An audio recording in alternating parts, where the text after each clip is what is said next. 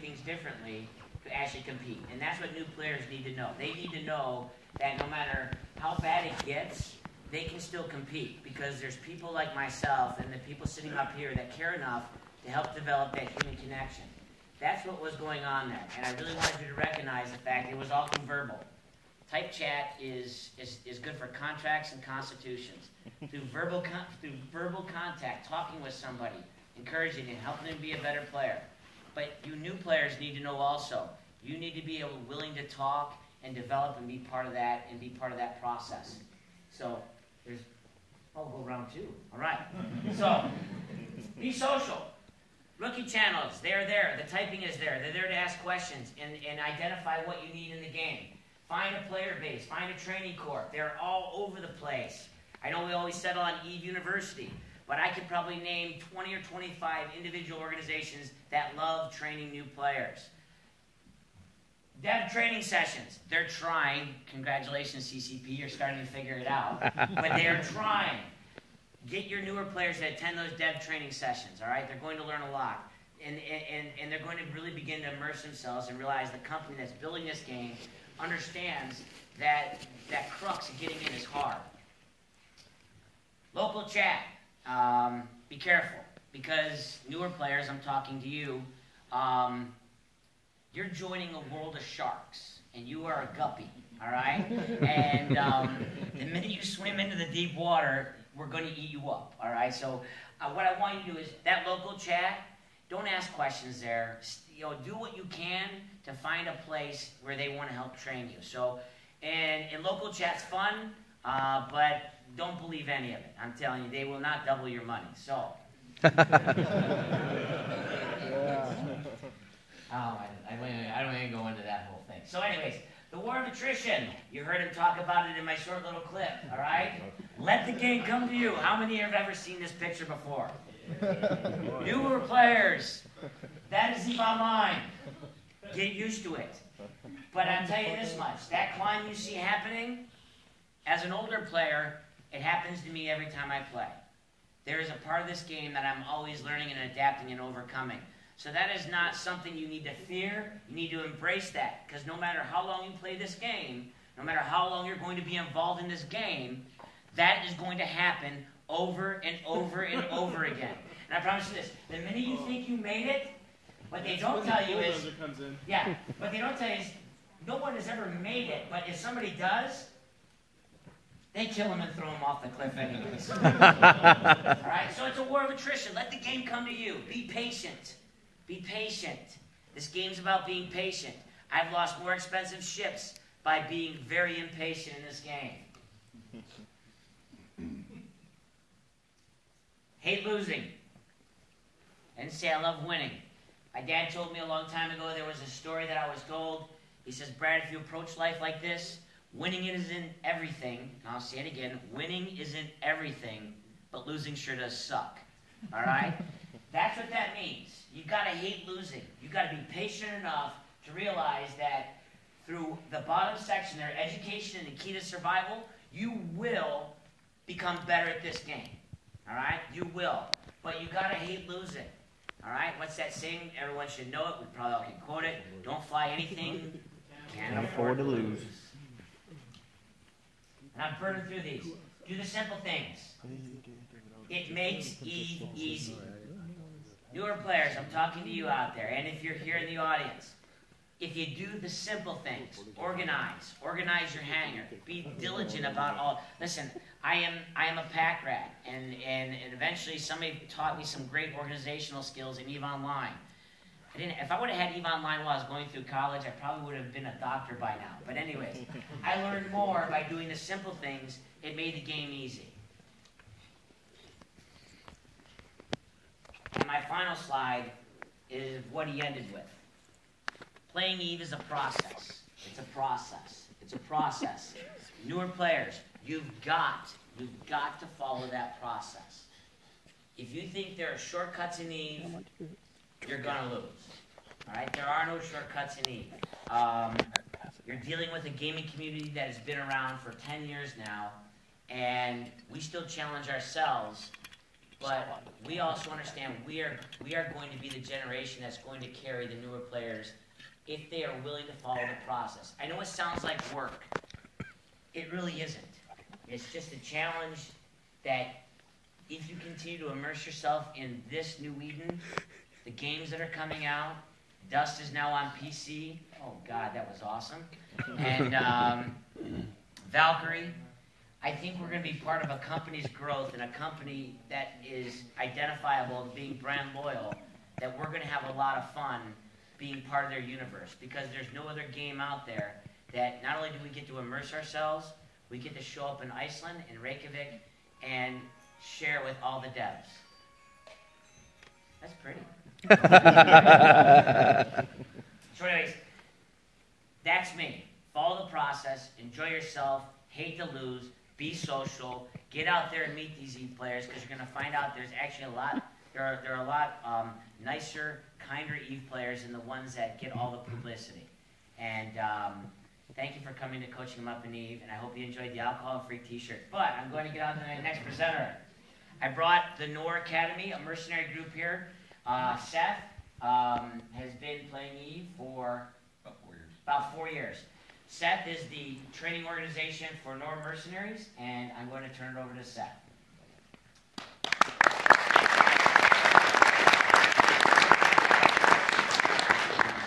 I feel like Johnny Carson. So like you said, I'm with Noir Mercenary Group. My character's name is Psianh Auvyander. I think that's how it's pronounced. And we are a mercenary group. We were founded originally in 2008, and the next year we created Noir Academy because we felt like we needed a way to get people into the game, and we fly a very peculiar way.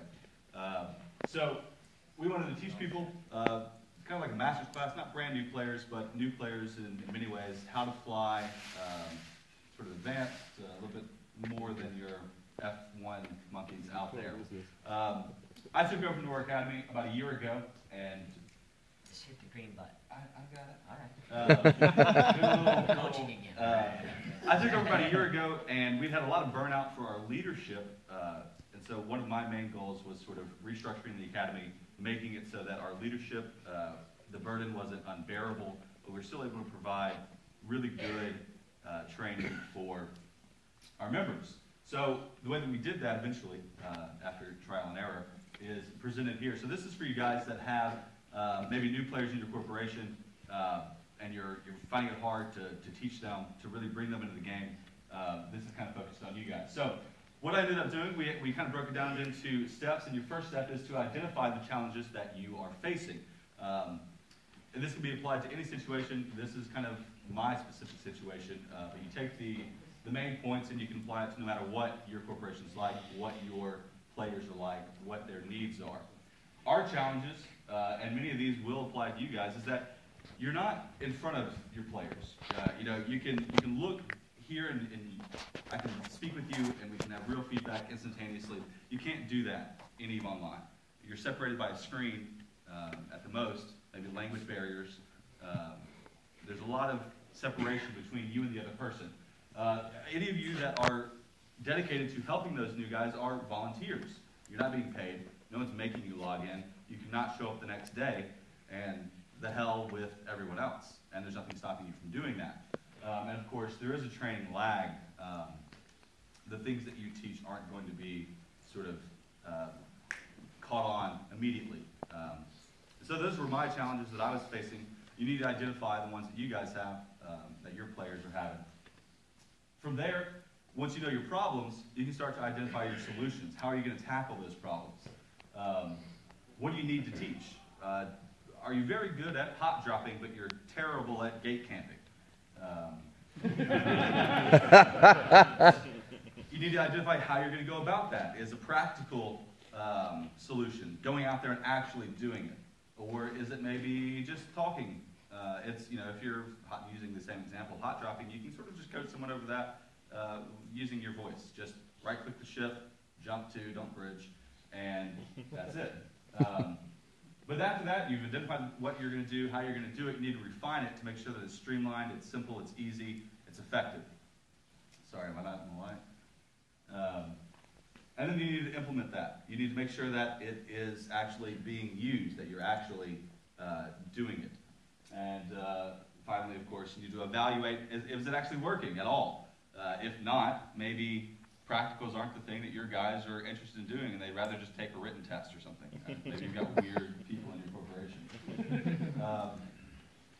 From there, what I learned was that there are three sort of areas of teaching a person.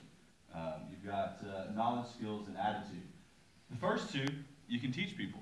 You can give them the knowledge. You can give them the skills. The way that we did this, for instance, is a lot of new players have problems identifying ships on site or even by the names. And so we directed them to the EVE quizzes. If you haven't seen them before and you are having this problem, I highly recommend them. Where it tells you the ship name, the race, what it does, et cetera, et cetera. You can teach people that kind of thing. You can't teach them to have a good attitude. That's something that we spend a lot of time on trying to rectify. And in the end, I realized that it's not my duty to make someone enjoy what we do as a mercenary. And that's kind of on their end. So don't kill yourself if they're not enjoying what you're trying to teach them, what you're doing. They may not be the right fit, is all. And from there, like I said, every group is different. We're very peculiar as mercenaries. Most people don't play the way that we do, and our problems and solutions are going to differ from your problems and solutions.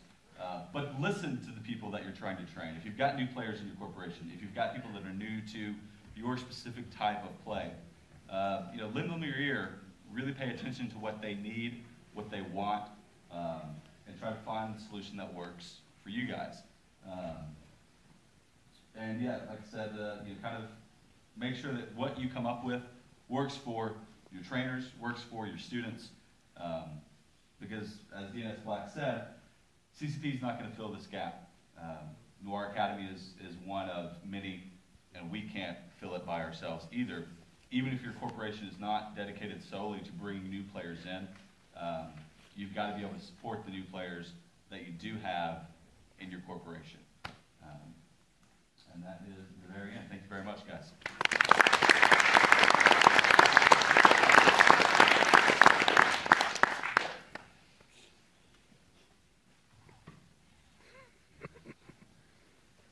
Budget cuts.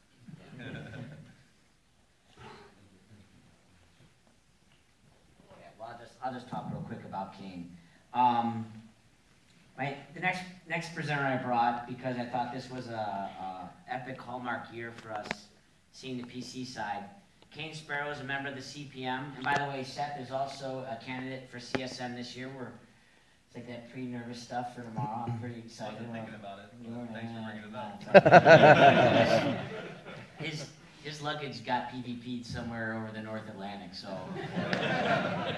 Gate camps. There you go. Kain is a member of the CPM. He is a Dust player and dabbles in EVE, but is definitely a Dust-centered individual.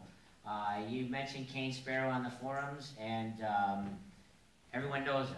And he cares about his community, and I think as we move into the next 10 years, I am a firm believer that Dust and EVE, that link between the two communities, is going to grow, especially with it going to PC now. So I asked him to come speak, talk about how you can help people play Dust and those things. So Kain, it's all yours.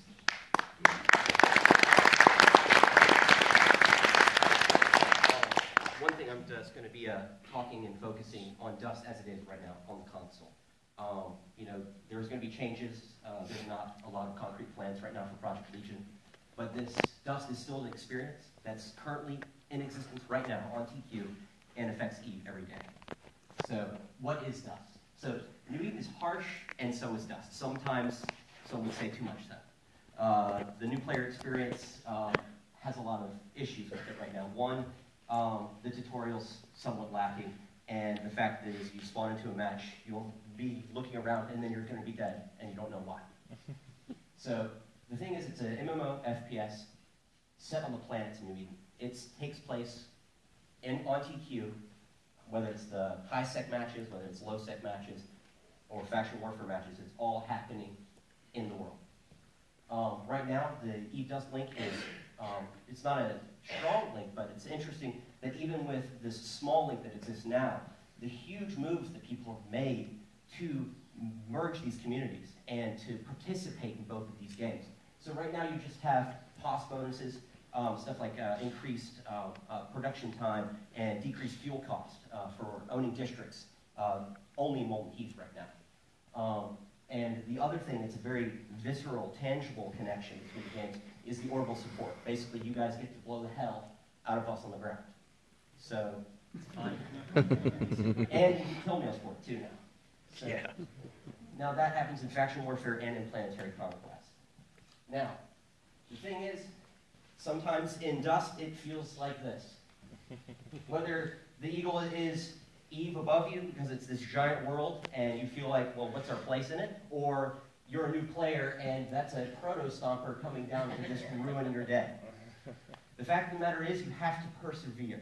Dust is difficult, but if you can stick with it, there is a way forward. And the thing is, there's a few key things that you can do to make sure that you can make it through.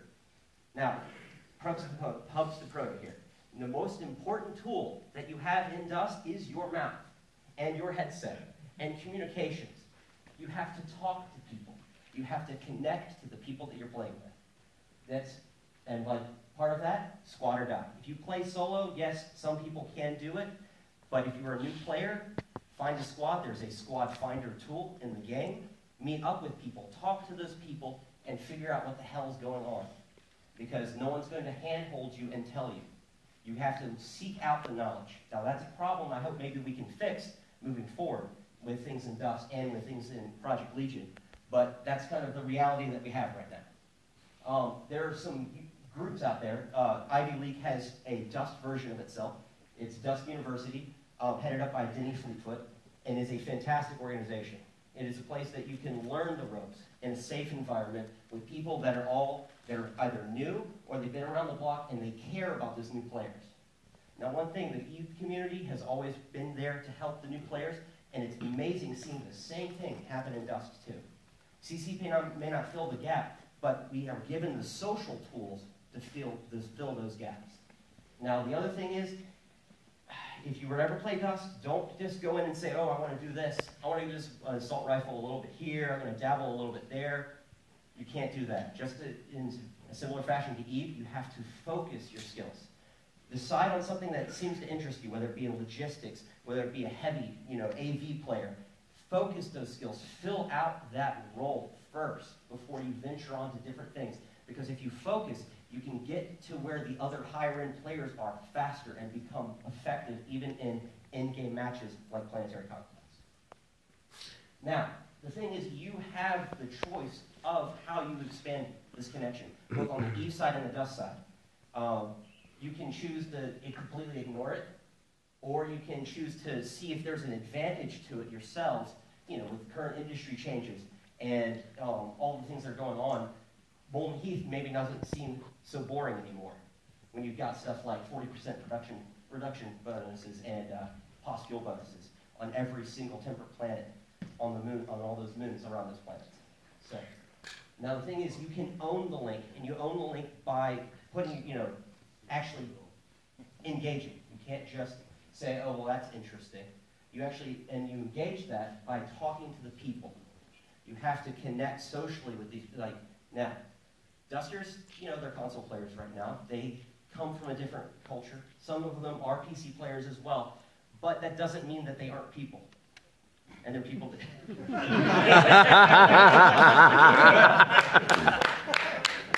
you have a human being on the other end of that connection. You guys can talk in voice comms and build those relationships.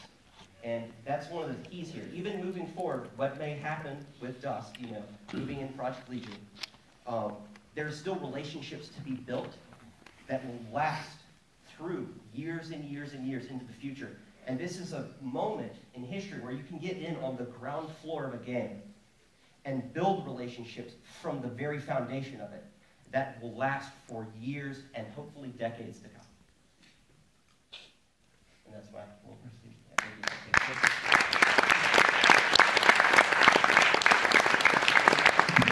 I'm just going to hold it while I talk. So anyways,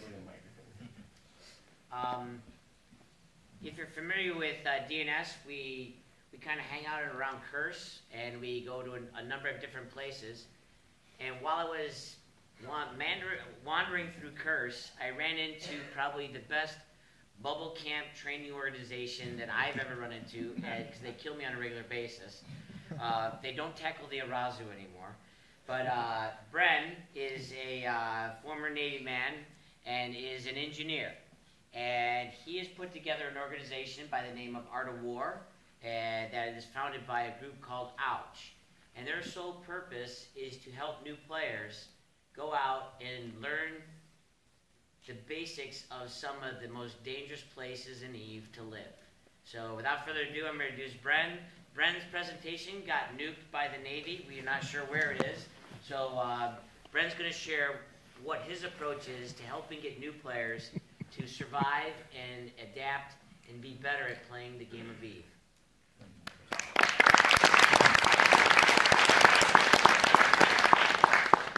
How you guys doing? My name is Bren Genzan. I'm the CEO or Executive Director of Art of War Alliance. We are 120, 30 people in Art of War. The majority of those players are students of Open University of Celestial Hardship, known as Ouch. We're the rank 125 Alliance in EVE, and the rank 300 Alliance 305 Corporation on Battle Clinic. And it's done by 30 instructors and 70-ish students at any one time. We live in Curse. Curse is the most dangerous place in the universe, and it is the perfect place for you to teach null-sec survival and basic PvP. And what we've done is we've formed a little fraternity of people who are dedicated to coaching. I really hate all these lights. I don't like not seeing people. They're there. They're cloaked.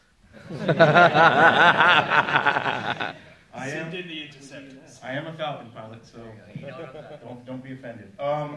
So what we've done is we first started off just like everybody else to go out and tell you, you want to learn how to PvP, or I want to go into nullsec because all the cool stuff's in nullsec. Everybody tells me I need a lot of ISK. And everybody tells me, oh, you're going to lose a lot of ships. Or I can't go into high sec yet. I don't have enough skill points. And we take brand new players, a week old, and say, come out to Null Duke. We'll show you how to do this. You just have to get a little bit of training. All right. So we have a formal program, 3 to 4 months. Well, we give you 3 to 4 months to complete a formal program, teach you how to use your overviews, teach you how to use the D scanner, teach you how to use bookmarks, tackling, weaponry, a whole lot of cool little stuff. And we bring you out to Null, we let you get some kill mails, and when you're all done, you have to fly around through Curse, and not die. That's almost impossible. Which our students do, and then they graduate, and then we say, all right, go off to do whatever you want to do, because we're not a feeder corps for any alliance. You can decide to stay with us, or you can go out and do RVB, go run around with Noir, do what you want to do. We just bring guys through, teach them, and send them on their way. Because we all love to teach. We used to have a trainer, 1 guy, 2 guys, and they push students out through push students out through our program, They came to the PvP side, that was my side. We jacked up people every day, and then you look over and you say, hey, there's no more students. That's because we don't have any trainers. And you're like, oh, because training is hard. Coaching is hard. So we changed our paradigm, we made a paradigm shift, whatever you want to call it, and we said every combat pilot in Open University of Celestial Hardship will train. Every combat pilot in Open University of Hardship will be a coach. Every pilot in Open University of Celestial Hardship will be a mentor. Well, how are we going to do that? Well, one is get them all to TeamSpeak. We're all going to sit in the same channel. No more guys in the PvP channel PvPing while the students are all trying to figure out what's going on. But what about spies? Dude, you have spies. We live in HEMQV, in Curse. I think it's Elysium. Everybody knows where we're at. You want to spy on us? We're not hard to find. You bring too much, I'm not going to fight you. You bring just enough, I'm going to destroy you. There's all the intel you need. Okay? So we get them in a PvP, we get them in the channel with us, and we sit there and we talk. Excuse me, I don't really know what I'm supposed to be doing right now. Don't worry about it. Just hang out, listen up. We'll tell you what you need to do. So like I said, 4 classes, a nullsec run, get some kills out there, and then you can decide what you want to do. Because, and we do this, I mean, it's not really, it's like spoon feeding, or, you know, people like, oh, you hug them, they should be able to get out there and go get their stuff. You're like, no, it's not spoon feeding, man. You got to teach people. You got to get them in here. You got to talk to them. You got to make them feel comfortable. Because everybody else in Eve, you know, I would like to say, Eve is a role-playing game. Everybody's role-playing the same asshole. And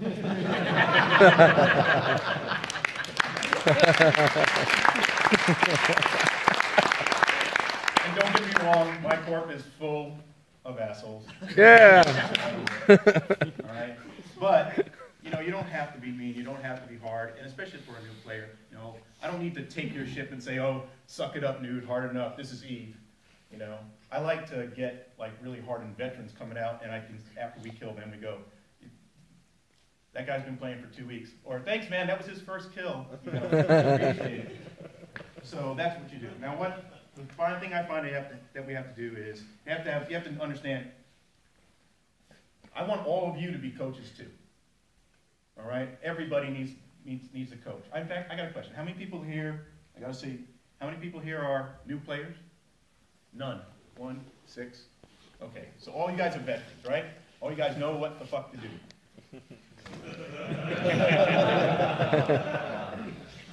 I don't really think that's true, but because I was like playing with a whole bunch of people and go and click, and some new kid says, excuse me, what time's the next class? And I'm like, it's at 1900. Well, where's 19? How do I know what time it is? And I'm like, there's a clock right there. And they'd say, where? On the left hand? Oh my God, it's a calendar. Okay? I don't know everything. I know I don't know everything. All right? I got guys coming to my corp that teach me stuff. I had a guy who was, he did the typical thing. He gets into high sec, and he's making money because he's got to afford his losses. So like, well, how did you make money, man? He's like, I did high sec complexes. I'm like, well, okay, man, whatever. He's like, I said, how much money do you make? He's like, I'm sitting on about $2.5 billion. I said, how long have you been playing? He's like, oh, about 8 months. I go, how do you make $2 billion in high sec complexes? So he starts explaining. I'm like, whoa, hold up. Hey guys, I think we got a guy that can teach people new guys to make money.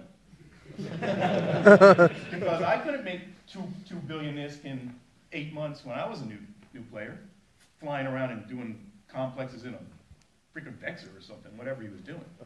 So, you know, somebody out there knows more than you, and somebody out there can go ahead and teach you. So, the first thing that you have to be an effective trainer or effective coach is you have to have a high level of knowledge. You have to be willing to give it to somebody else, right? I got to know what to do, and I got to be willing to share. No secrets. I'm making money over here. I'm not going to tell you because you're going to compete with me. EVE is a very competitive game. We have marketing PvP. I got marketing PvP guys in my corp. Right before Hulkageddon, I think one year we decided to buy all the coverters in frickin' EVE because we figured somebody's going to need for Hulks. You know, everybody's like buying Hulks. We're buying coverters and laughing. But there's market PvP out there. Everything is PvP. When you undock in your ship, you're PvPing. PvP does not mean that you get a kill mail, right? If I spend my entire time, if I spend my entire time running around not letting you kill me, because we are a null-sec survival corporation, all right? Jump into a system and have somebody chase you around, and they are trying to kill you, and you're not letting them kill you, and if they don't kill you, you won. No kill mails were lost in the making of this movie. 2 minutes. 2 minutes. The second thing you need. Oh wow. Well, the second thing you really need though is you need to care about other people. All right, and that's hard to say in EVE. We're not really friendly. But when you care about people and you care about their development, all right, then you're going to go ahead and be a really, you can be a really, really great coach, and you can be a really, you can help, you know. CCP, just like Brad says, CCP is not going to do this by themselves, and CCP can't do this by themselves, all right? And if we all sit around and just drive all the players out, hey, new guy, how you doing, bam, bye, you're out, give me all your stuff, then we're never going to grow. CCP needs us to subscribe so that they can grow, and CCP needs new players to subscribe so they can grow. So I think I'm going to leave that at that, all right? Thank you. Thanks, guys.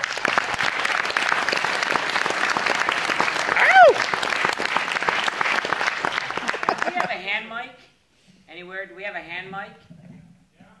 Oh, great. Can I have it? Can somebody bring it down to me? Because I don't really need a mic. I just can do this. I definitely. If I could, also, I want to. We need one for a stream, I think. We need one. Yeah, I do, and I'm waiting to get one. Oh, all right. I just want to touch your shirt. Oh, thank you. Okay. Falcon pilot. Okay. Falcon. Anyways,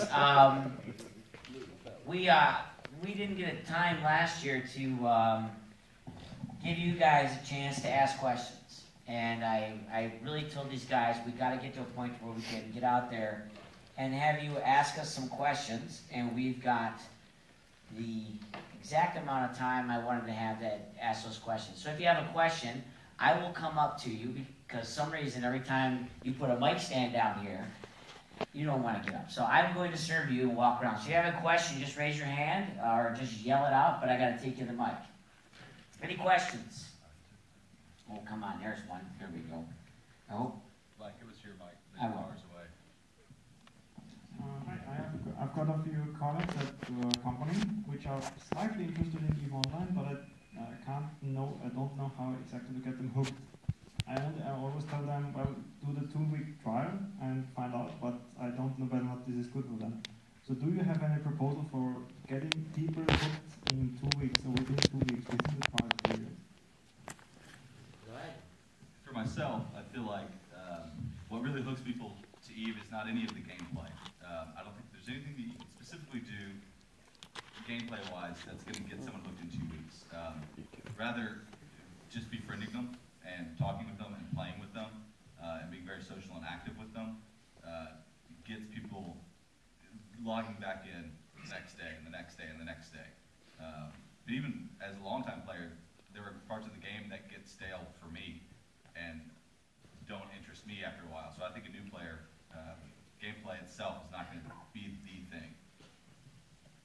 Anybody else want to? Go ahead, Ben.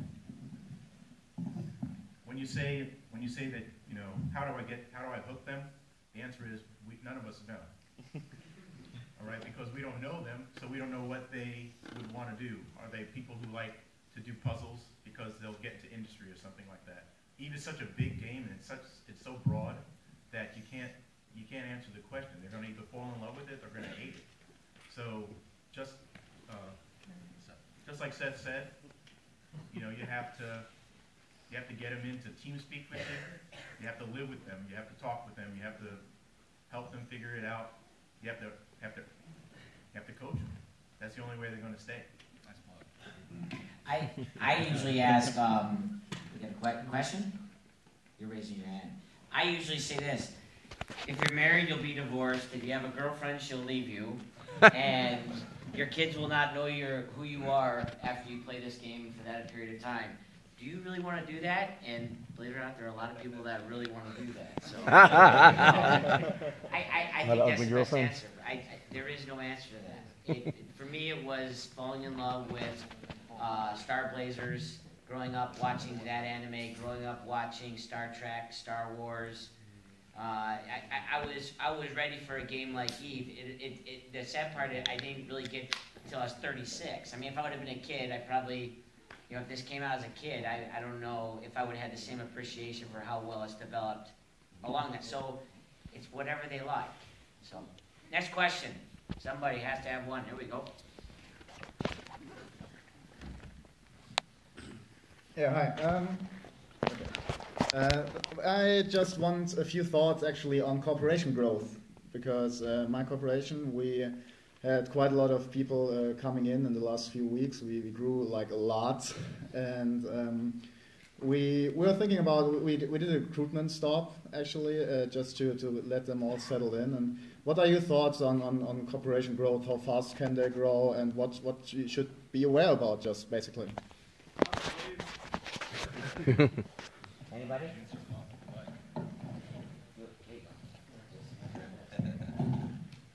We kick out people every month.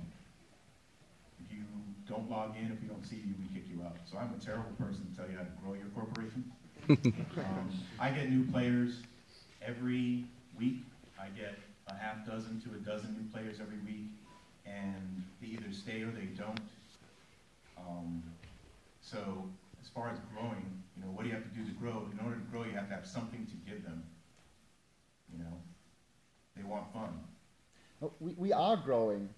That's No, the problem, we have- actually. You're talking about the structure of running. Yeah, but what I should be aware of, that we are growing, we're getting more people, Okay. but we don't have anything set up for them yet. It's like the opposite problem of everyone else. It's good. Factional warfare, guys. So this is kind of what I was talking about. What you need to do is, well, first of all, I assume that you have a very specific focus in the game. If you don't, that's your first thing that I think you should do. Don't spread yourself too thin, but identify the problems that your guys are having. So you're going to have a very wide, eclectic group of people. They're all going to have their individual problems, but try to identify the main issues, which for your corporation, you know, maybe something like you don't have enough chiefs, you don't have enough directors to keep everything organized. You know, maybe that's an issue you guys are running into. So create sort of a hierarchy, create a structure of your corporation that everyone can follow and understand. So if you've got a lot of new people coming in, you're all strangers to each other right now, you know, spend the time getting to know one another, finding out what they need, finding out what they want, and then develop a system to implement a solution. So when you're growing really quickly, I feel like you've got to have a good you know, platform, program in place, and if you don't have that yet, then I would really recommend getting that set up. That gives you the tools that you do need. One of the things you really do need to do, though, is you have to have a way to communicate with all of these people. So you have to have TeamSpeak server or Mumble or whatever. You have to have form. I hate email is something that people like to use, but people miss, and you can't find anything in email. So if you're going to communicate with a lot of people, big forums, and but kind of very well organized and structured so that people don't just randomly put stuff and you can't find it later, because you're always going to want that other stuff later on. Another question. Where? Oh, go ahead. You have to think about, as a CEO, you are kind of a leader, yes, but for your core members, you're kind of, let's say, an entertainer, you know? You have to tell the people, okay, let's do this, and they will follow you, especially when they are new, because they want to try it out. So you have to think about what can we do, or what might we do, and then let's entertain them, you know? Okay. And delegation, I think, is also very important. You need to delegate the entertainment to other people, because otherwise you burn out. And delegate. Mine is corp management, just consume more alcohol, and it all goes away.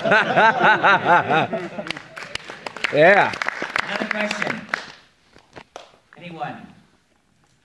Oh, should we go? Did you see one in the back? In the talk this morning, there was a graph where it was of all the new people, 40% of them go into solo missioning, 50% of them leave, and 10% of them go into these player experiences. How do we get people from the 40% solo missioning to trust us to go into the 10%, to get into these corporations where we can teach them? I think it's through advertising. And when I started playing, I had guys that loved to make YouTube videos about us playing the game. It was about teaching classes with Eve University. I got the opportunity to go and do that, and they recorded the class. It's seeking out those opportunities to go coach, not within your own little world, but in the broader places in Eve. Because the minute you do that, the minute they see that they hear your voice and they know who you are, there will be people that like your connection, and they'll seek you out and be part of it. And then there may be some people that don't like you. So you have to accept the fact that advertising, getting out there, getting YouTube videos built, doing Eve movies and things like that. There was a gentleman for the Brave Newbies that made a movie about some of the fights in Providence and how DNS and Noir and all these pirate groups came together to fight. And I'm sitting there going, that was so much fun, and I didn't participate in it, but I was doing something in game, and then I had people seek me out. So I think advertising and marketing yourself is key, and you have to do it visually. Doing it through writing some fancy thing is a waste of time. You need to do it through you playing the game and people hearing your voice. I think that's very important. I know we're winding down on time, about 10 minutes. I have another question, but did you guys want to add anything else to that? All right, in the back. I'm going to run up here.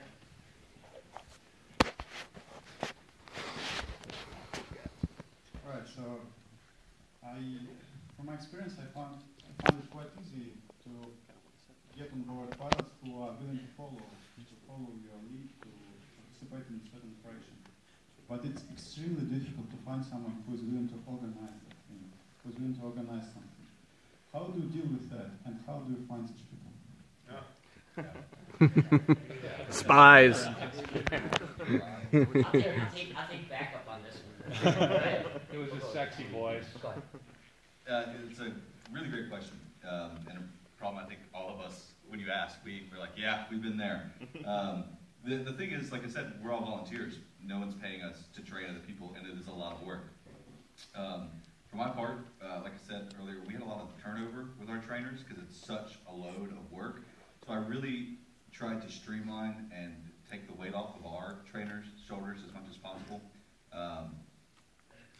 And that really helped encourage people to actually do it, because they knew that, because for us, we're all mercenaries first, and then we're trainers second, which isn't really a great thing for being a student of us. But so when you can make the burden less on people, it's easier to convince them to help out. And there is definitely a reward in just doing the training itself. So tell them that it's very rewarding, whether it is or not.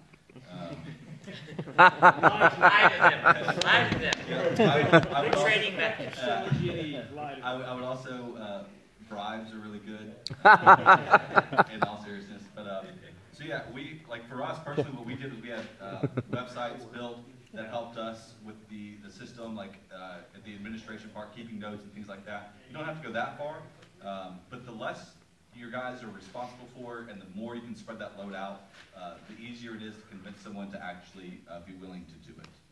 I know you wanted to all say something, I think. We're kind of like the exact opposite. We said, wow, we're really cool combat pilots, we're having a lot of fun, but the burden of training is too much, so everyone's training. So guys are like, what? I don't like talking. No, too bad. If you want to stay, you're going to train. So everybody's going to train, everybody's going to FC, everybody's going to step up. We are a team. Many hands make light work, so we're going to make life easier on us all. And there was a lot of foot dragging and moping and crying, but eventually everybody got on board.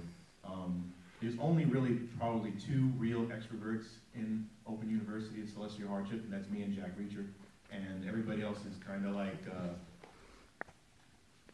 alpha personalities by training. So, you will be, and go ahead and get out there. And they do, I'm not making any more fleets. You're making fleets today. So I ride and you threaten. Well, yeah, I do. This is something even we have in Dust as well. It's one of the things is get on comms with people, talk to your corp mates, give people small tasks, and see if they embrace it. And if they enjoy it, then you can explore that person's personality. See if there's someone that is willing to take leadership positions, willing to take, willing to set up spreadsheets, willing to do the tasks that are needed to keep the gear running.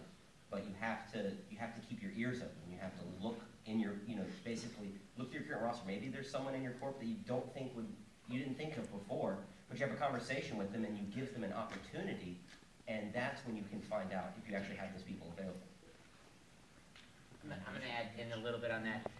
I think it's also how diversified you are. It was simple for me. I picked out the Bomber, Black Ops, and everybody that came my way. We were like-minded, all focused on just that. And through that, we then all of a sudden started to find out what we call who are the doers.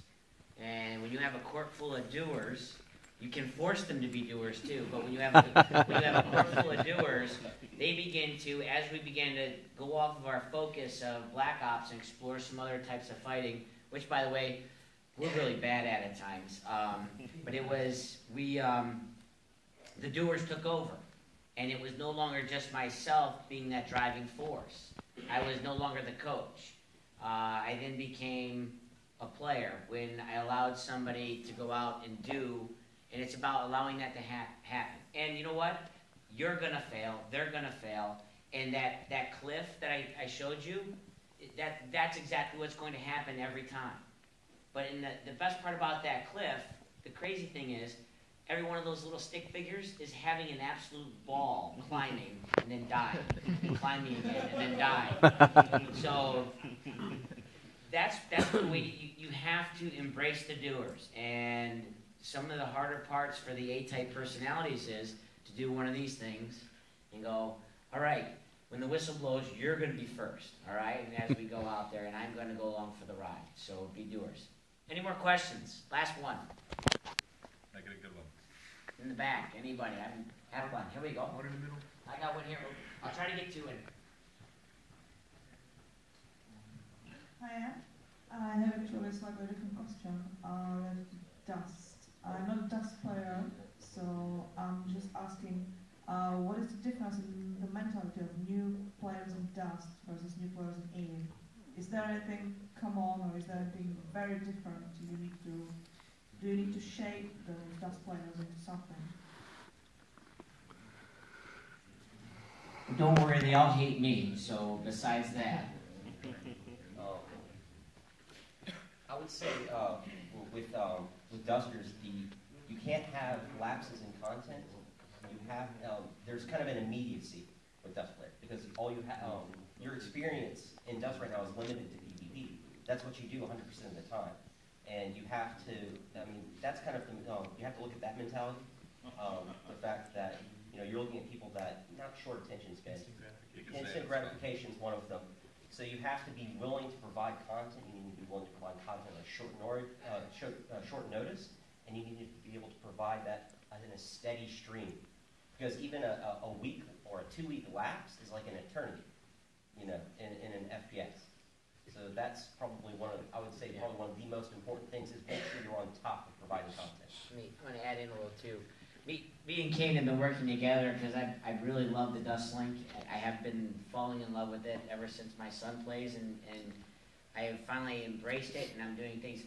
The biggest thing that I think you need to think about between Eve players and Dust players, and it's with the internet the way it is, age difference. Most of my Eve players are mature adults. We actually have a rule: you can't be 21 and under 21 in DNS. As we were moving Dust players in, we had to kind of look at that rule, but we had to kind of separate things, because you're going to have console players, which the age of console players, you don't see that age in EVE Online that much unless their dad is strapped into the chair and they're mining so he can make gifts. But what I'm saying is I think that one of the differences you have to think about as you include Dusties playing. And I think that age difference is going to change now that there's this PC generation going to be coming up over the next 10 years. So I'm excited about that, but that was one of my biggest challenges, because sometimes on comms and while we game, we kind of cut loose. I mean, you drink way too much to kill the lag, and then you just have fun. So think about the age differences as you try to incorporate Dust players. About 5 more. All right, I got time for one more in the back, and then we're gonna wrap this up.